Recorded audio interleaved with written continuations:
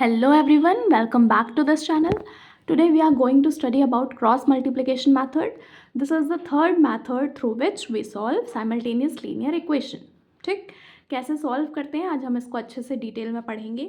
सबसे पहले देखो मैंने क्या लिखा है, write the coefficient of the pair of linear equation as this. मतलब आपको जो भी इक्वेशन दी गई होगी सबको लेफ्ट हैंड साइड पे रखना है और राइट हैंड साइड पे क्या रहेगा, सिर्फ ज़ीरो. ध्यान रहे सारी इक्वेशन लेफ्ट हैंड साइड पे और राइट हैंड साइड पे क्या रहेगा, ज़ीरो. पहला स्टेप तो यही है. अगर इस फॉर्म में क्वेश्चन दिया है तब तो आगे प्रोसीड करिए, और अगर नहीं दिया है तो इस फॉर्म में पहले हमको क्या करना है, क्वेश्चन को बनाना है. ठीक, फिर जैसे ही इस फॉर्म में बना लेंगे आगे देखिए क्या किया है. सबसे पहले क्या लिखोगे, यहाँ पे पहले लिख लो C1 C2.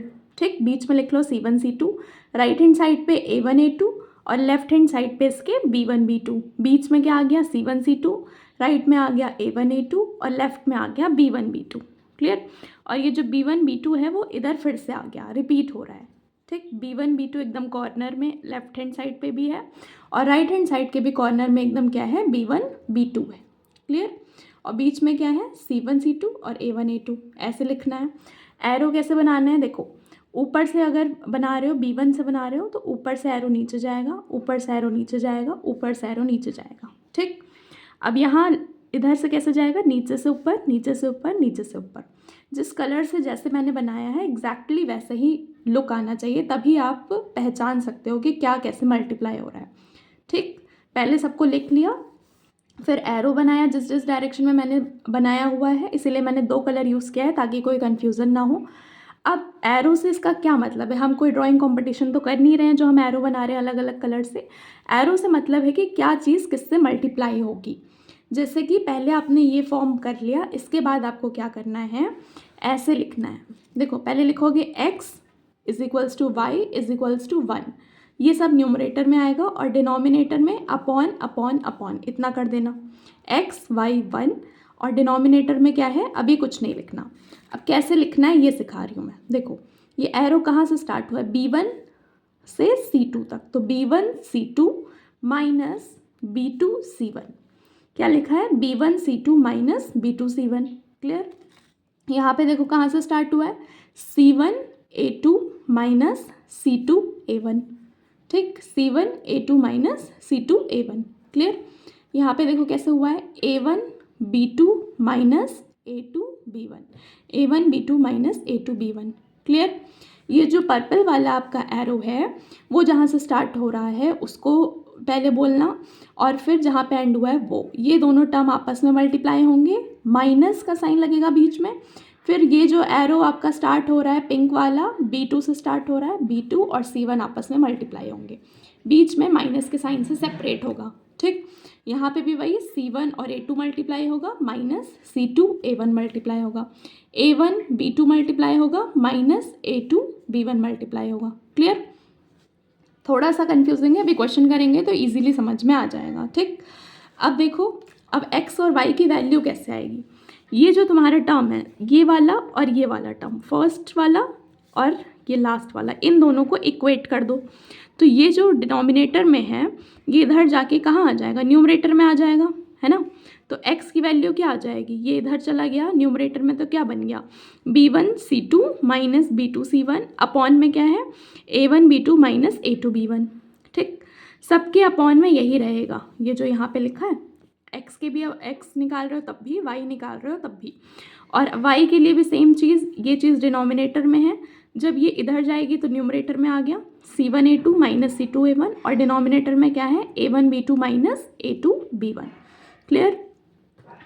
ओके, और इतना करने के बाद आपकी x और y की वैल्यू आ जाएगी. और एक अच्छा पॉजिटिव पॉइंट बताऊँ इस मेथड का, तो वो ये है कि x और y की वैल्यू साथ में आ रही है. अभी तक दोनों मेथड जो हम यूज़ कर रहे थे, हमको पहले एक वेरिएबल की वैल्यू मिलती थी और फिर हम उसको पुट करते थे तब दूसरे वेरिएबल की मिलती थी, लेकिन यहाँ पे x और y की वैल्यू आपको एक साथ निकल जाएगी. ठीक, अब एक क्वेश्चन करते हैं जिससे हम इस मेथड को और अच्छे से समझते हैं. ठीक है, okay so this is our question. हमारा क्वेश्चन क्या है, x minus 3y minus 7 is equals to 0 और 3x minus 3y is equals to 15. ठीक है, तो ये हमारा क्वेश्चन है। अब इसको कैसे सॉल्व करेंगे क्रॉस मल्टीप्लिकेशन मेथड से, ये हमको सीखना है। ठीक, तो सबसे पहला स्टेप क्या था कि सबको लेफ्ट हैंड साइड पे कन्वर्ट कर दो और राइट हैंड साइड पे सिर्फ ज़ीरो रहेगा। तो पहली इक्वेशन तो एकदम उसी फॉर्म में दी है कि सब कुछ LHS में है और RHS में सिर्फ ज़ीरो है। लेकिन ये जो सेकेंड इक्वेशन है यहाँ पर देखो 15 दिख रहा है, लेकिन हमें यहाँ ज़ीरो चाहिए। तो इसको हम फिर से लिख देते हैं। कैसे लिखेंगे? 3x minus 3y minus 15 is equals to zero. अब माइनस कैसे हो गया? क्योंकि यहाँ पे पॉजिटिव था, इधर जाके नेगेटिव हो गया, और यहाँ पे कुछ नहीं है तो ज़ीरो आ गया। क्लियर? और ऊपर वाली इक्वेशन को सेम कॉपी कर दे रहे हैं क्योंकि वो एकदम सही है, ऐसे ही फॉर्म में हमको चाहिए। क्लियर? सब कुछ LHS पे और राइट हैंड साइड पे ज़ीरो। तो ये हो गया पहला स्टेप कि हमारा सब कुछ LHS में और राइट हैंड साइड में ज़ीरो है। अब क्या करना है, ध्यान से देखिएगा, एक एक स्टेप बहुत इंपॉर्टेंट है इसका। ठीक, अब क्या करना है, सबसे पहले तुम मार्क कर लो कि A1 B1 C1 क्या है, A2 B2 C2 क्या है। ठीक, तो मैं मार्क कर दे रही हूँ कि A1 B1 C1 क्या है और A2 B2 C2 क्या है। Just a second. अब देखो, ये यहाँ पर कुछ नहीं है, 1 दिख रहा है, कुछ नहीं होगा तो 1 हो गया। ये हो गया आपका A1, ये हो गया साइन के साथ आपका हो गया B1, और ये हो गया आपका C1, ये हो गया आपका A2, ये हो गया आपका B2, और ये हो गया आपका C2। आपको ये क्लियर होना बहुत ज़रूरी है। ऊपर के सब 1 वाले हैं, A1 B1 C1, और नीचे वाला सब 2 वाला है, A2 B2 और C2। क्लियर? ओके, अब हमको क्या करना था, सबसे पहले हमने यहाँ पे क्या सीखा था, यहाँ पे क्या आ रहा था, B1 B2 था, कॉर्नर में, दोनों कॉर्नर में क्या था, B1 B2 था। क्लियर? इस साइड पे क्या था, C1 C2 था, और इसके लेफ्ट हैंड साइड पे B1 B2, और राइट हैंड साइड पे क्या था, A1 A2 था। क्लियर? यही चार चीज़ें थी।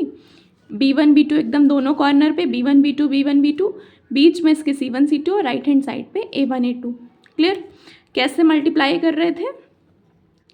हाँ, कैसे मल्टीप्लाई कर रहे थे, इधर आ रहे थे हम लोग B1 से C2 पे, और इधर जा रहे थे B2 से C1 पे, इधर C1 से A2 पे, C2 से A1 पे, A1 से B2 पे, A2 से B1 पे। यही था। अब सबकी वैल्यू हमको यहाँ पे रखनी है। ये तो एक नॉर्मल इक्वेशन हो गई, बट हमको सबकी वैल्यू पुट करनी है। तो B1 क्या है हमारा, सबके जगह पे वैल्यू पुट कर दो फटाक से। B1 क्या है, -3 है, फटाक से -3 लिख दो। क्लियर? B2 क्या है, ये भी -3 है, फटाक से -3 लिख दो। C1 क्या है, -7 है, फटाक से -7 लिख दो। और C2 क्या है आपका, C2 कहाँ गया, ये -15 है, फटाक से लिख दिया। फिर A1 क्या है, 1 है, A2 क्या है, 3 है, B1 क्या है, अभी लिखा B1 B2 -3 और -3 है। ठीक, अब इनके में भी हमको वही सेम साइन बनाना है जो अभी हमने बनाया था। क्लियर? तो कैसे बनाएंगे, यहाँ से ऐसे ऐसे ऐसे, और दूसरा साइन कैसे बनेगा, -3 से -7 ऐसे। ठीक, अब इनको एज इट इज़ मल्टीप्लाई करना है। कैसे मल्टीप्लाई करोगे, -3 को -15 से पहले देखो ऐसे लिख लिया, x is equals to Y is equals to 1, इतना लिख लिया। यहाँ पे फ्रैक्शन बना दो, फ्रैक्शन का सिंबल बार बना दिया हमने। ठीक, अब देखो कैसे कर रहे हैं, दिख रहा है, आई होप क्लियर होगा। ठीक है, हाँ, ओके। अब x के नीचे हमको क्या करना है, x के नीचे हमको मल्टीप्लाई करना है ऐसे, -3 से -15 को मल्टीप्लाई करेंगे। पहले मैं लिख दे रही हूँ आपके लिए ताकि डायरेक्ट आपको ऐसा कन्फ्यूज़न ना हो। -3 और -15 को मल्टीप्लाई, बीच में माइनस का साइन मैंने बताया था, फिर -3 को -7 से मल्टीप्लाई, -3 को -7 से मल्टीप्लाई, इस साइड हो गया। y के लिए क्या करना है, -7 को 3 से मल्टीप्लाई, -7 को 3 से मल्टीप्लाई, बीच में माइनस का साइन, फिर -15 को 1 से मल्टीप्लाई, -15 को 1 से मल्टीप्लाई। क्लियर? ये 1 हो गया, ब्रैकेट नहीं है यहाँ पे।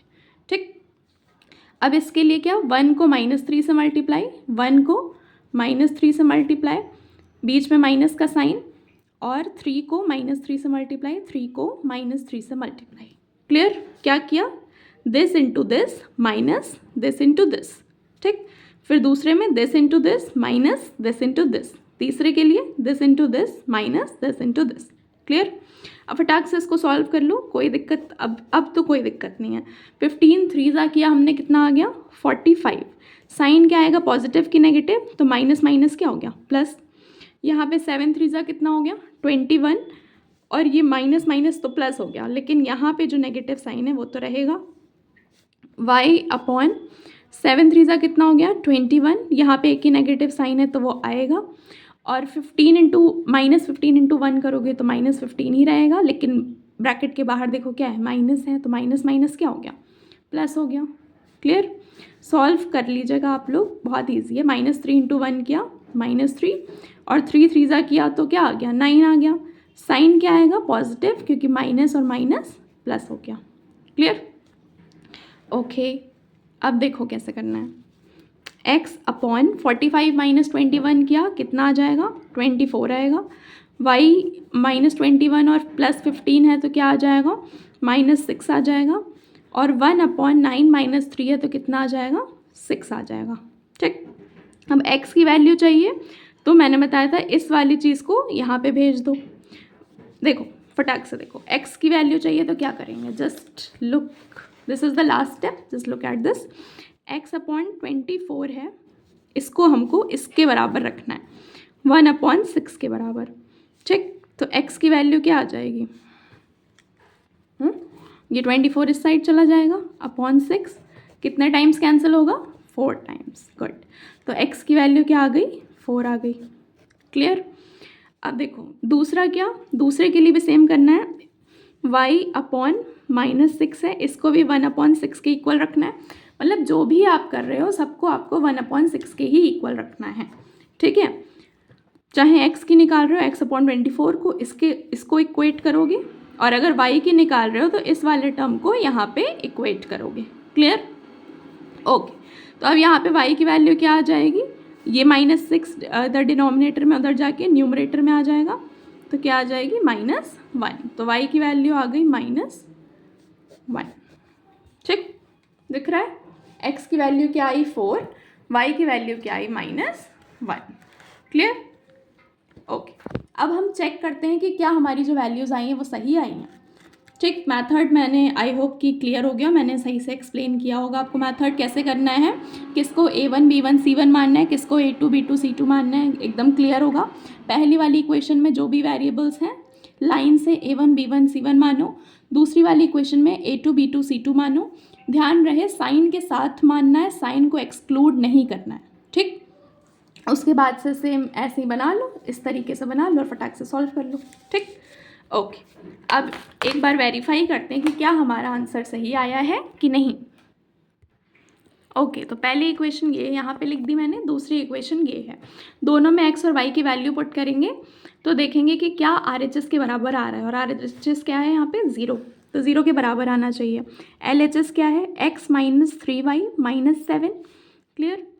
x की वैल्यू क्या आई थी 4 आई थी, 4 - 3, और y की वैल्यू क्या आई थी -1 आई थी। फटाक से इसको कैलकुलेट करके देखिए, 4 हो गया। ठीक। अब 3 × 1 क्या आएगा 3 ही आएगा। साइन क्या आएगा माइनस माइनस प्लस हो गया -7।